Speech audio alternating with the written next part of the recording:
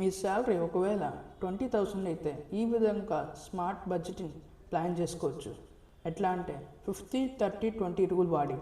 ఇప్పుడు మీకు 50% నీడ్స్ అంటే 20,000లో 50% 10,000. ఈ 10,000 అమౌంట్ని మీ home rent, groceries, electricity bill, mobile recharge, bus transport charges cover అయ్యేటట్టు ప్లాన్ చేయాలి. అంటే ఈ 10,000లో మీ హౌస్ రెంట్ 5,000 అని అనుకోండి. రిమైనింగ్ 2,000 గ్రాసరీస్కి స్పెండ్ చేస్తారు and remaining 2,000 ఎలక్ట్రిసిటీకి, 500 mobile recharge, 500 bus transport. ఈ విధంగా ప్లాన్ చేసుకుంటే టోటల్ 10,000 అవుతుంది. And 30% Vance. మీ 20,000 శాలరీలో 30% అంటే 6,000. ఈ 6,000 ఎక్స్పెన్సెస్ని బయట ఫుడ్ తినడానికి ఫ్యామిలీతో, క్లోత్ షాపింగ్ లేదా ఎంటర్టైన్మెంట్ ఆర్ ఓటీటీ యాప్ సబ్స్క్రిప్షన్స్కి స్పెండ్ చేయాలి. అంటే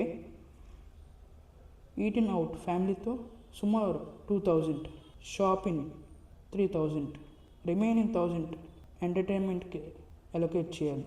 రిమైనింగ్ 20% ఆఫ్ ది శాలరీ అంటే 20,000లో 20% అంటే 4,000. ఇది మీ సేవింగ్స్ అండ్ ఇన్వెస్ట్మెంట్కి స్పెండ్ చేయాలి. Emergency fund. ఏదైనా ఒక అన్సర్టనిటీ ఈవెంట్ జరిగితే ఆ ఫండ్ మీ ఎక్స్పెన్సెస్ని కవర్ చేసేది. ఇది 4,000లో 2,000 మంత్లీ సేవ్ చేయండి.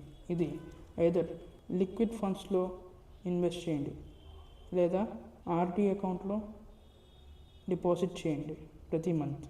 ఇది ఎమర్జెన్సీ సిచ్యువేషన్స్కి యూజ్ చేయడానికి మాత్రమే. రిమైనింగ్ 1,000 మీ ఫ్యూచర్ కోసం ఎస్ఐపి చేయండి అండ్ రిమైనింగ్ 1,000 మీ స్కిల్ని ఇంప్రూవ్ చేయడానికి యూజ్ చేయండి. ఈ విధంగా మీరు చేస్తే మీ మనీ క్యాష్లో ఎట్లా మూవ్ అవుతుందో మీకు ఒక ఐడియా వస్తుంది. కామెంట్లో మీ శాలరీ ఎంతో కామెంట్ చేయండి. మీ శాలరీ బట్టి బడ్జెటింగ్ ఎలా చేయాలో నేను నెక్స్ట్ వీడియోలో క్రియేట్ చేస్తాను.